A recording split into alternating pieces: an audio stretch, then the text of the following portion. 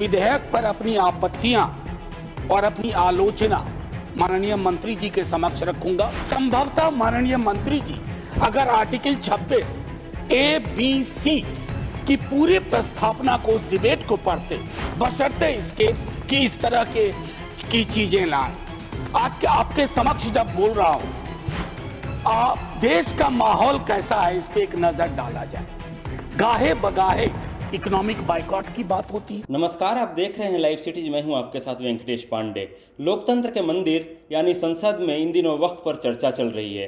कल लोकसभा में वक्फ बिल पेश किया गया, जिस पर लंबी चर्चा और बहसों के बाद उसे देर रात पारित कर दिया गया।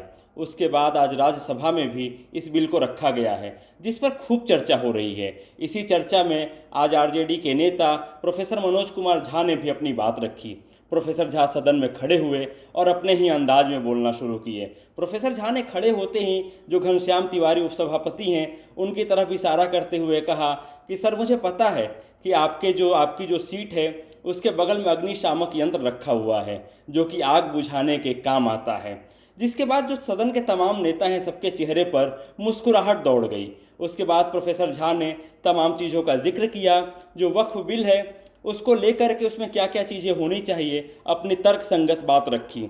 उन्होंने कहा कि कल ही से एक बात की लगातार चर्चा हो रही है कि कौन सा आर्टिकल के जरिए इस वक्फ बिल को रखा गया है। उन्होंने कहा कि अच्छा होता कि जो हमारे मंत्री हैं, जो हमारे नेता हैं, वो जो आर्टिकल बनने की कहानी है उसे भी पढ़ लेते, वो एक बार जान लेते कि जो संविधान सभा में बैठकें हुई, एक आर्टिकल के बनने के पीछे कितनी कहानियां रखी गई, क्या क्या तर्क दिए गए, कैसे तर्क संगत तरीके से किसी भी जो एक्ट है उसको बनाया गया, उसे संविधान में शामिल किया गया।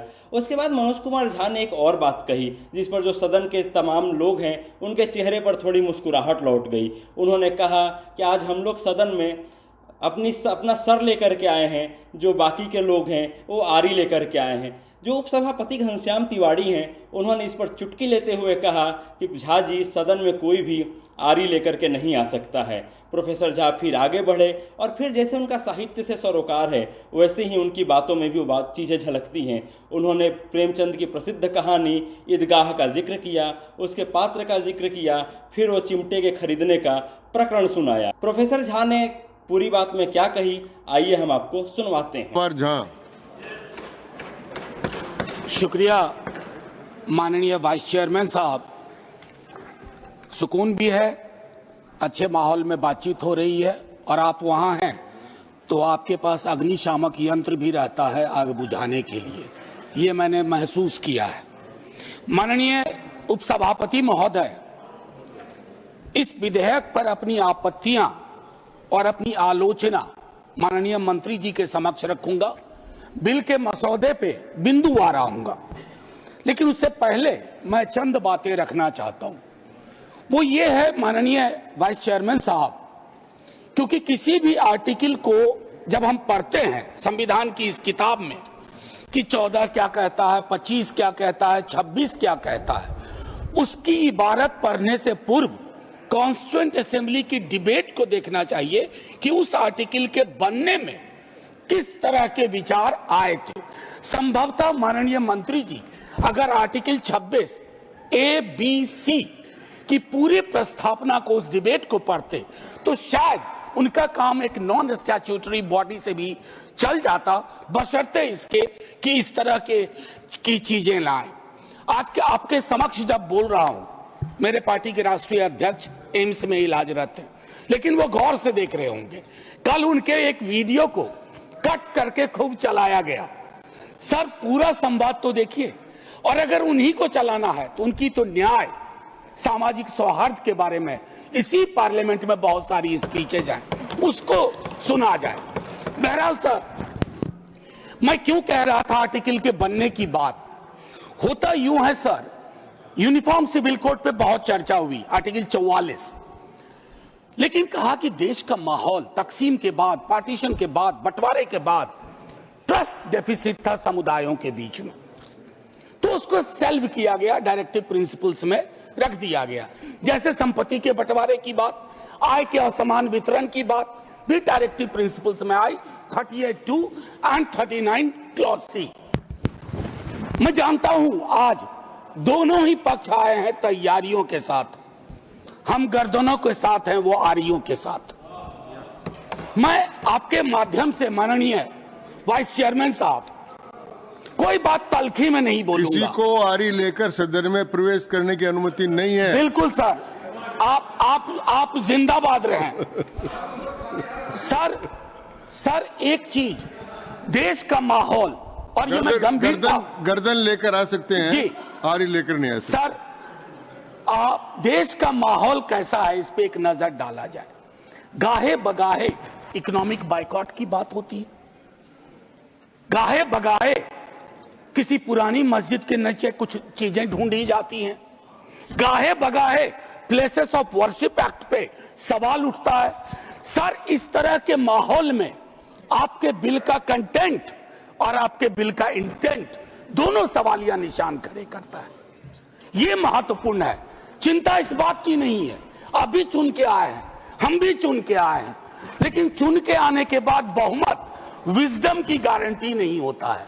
आप लोग अक्सर ये सोचते हैं कि बहुत बड़ी बहुमत है तो सारा विजडम आप ही के पास है। सर माननीय सभापति महोदय, खान पान, वस्त्र, आभूषण, भाषा, इबादत, इतनी तकरार, उसमें क्या होता है ना, एक समुदाय को लग रहा है। सर मैं आपके माध्यम से एक चीज कहना चाहता था। मेरी भतीजी ने मुझसे, मुंबई अभी गया था, पूछा काका मार्जिन क्या होता है, तो मैंने उसको बताया कि बचपने से हम लोगों को कॉपी में मार्जिन छोड़ने के लिए बताया जाता है, हाशिया। सर हमें आदत बन गई है हाशिए पे लोगों को छोड़ने की, हम लगातार समुदायों को हाशिए पे छोड़ रहे हैं। माननीय सभापति महोदय, मैं ये कहूंगा, प्रेमचंद ने एक कहानी लिखी थी ईदगाह, हमारे सारे साथियों ने पढ़ी होगी। ईदगाह में हामिद ने अपनी दादी अमीना के लिए चिमटा खरीदा। क्या हम में से कोई बता सकता है कि दुकानदार हरिंदर था या सोहाबुद्दीन था? कोई नहीं बता सकता। लेकिन आज क्या चल रहा है, हामिद खरीदेगा तो वही खरीदेगा, हरिंदर खरीदेगा तो वो हरखू के पास जाएगा।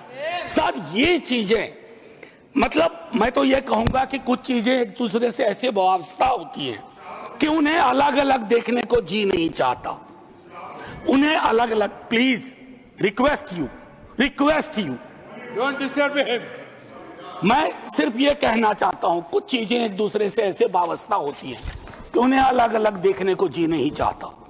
सर इस देश के हिंदुओं को मुसलमानों की आदत है, मुसलमानों को हिंदुओं की आदत है, और ईसाइयों को, सिखों को हिंदुओं और मुसलमानों की आदत है। ये आदतें मत बदलवाइए, ये आदतें मत बदलवाइए।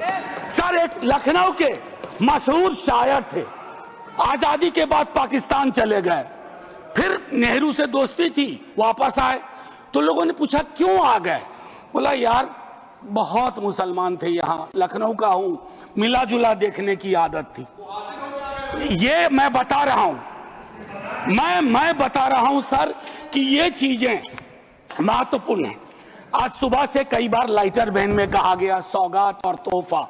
तो सुना आपने प्रोफेसर झा ने किन किन बातों का जिक्र किया। इसके अलावा प्रोफेसर झा यही नहीं रुके। बीते दिनों हमने देखा था कि जिस समय ईद का त्यौहार था उस समय केंद्र सरकार की तरफ से एक योजना चलाई जा रही थी, जिसमें ये एक अभियान चलाया जा रहा था, जिसमें ये कहा जा रहा था कि सौगाते मोदी है।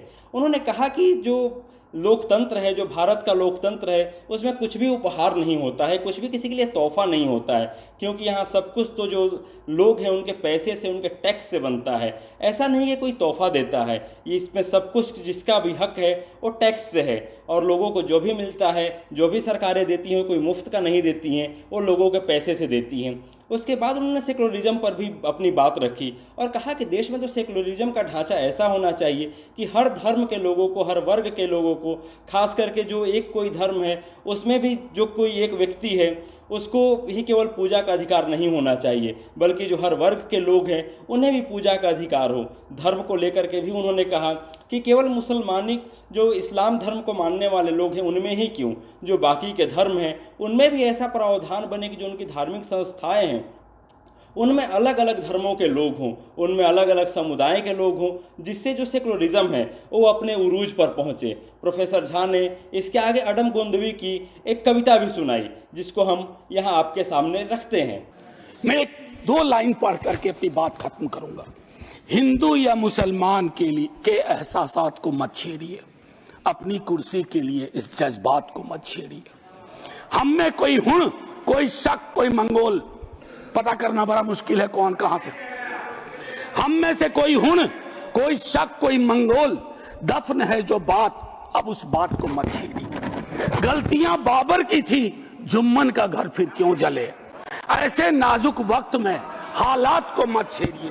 है कहां हिटलर, हलाकू जार या चंगेज खां, मिट गए सब, कौम की औकात को मत छेड़िए।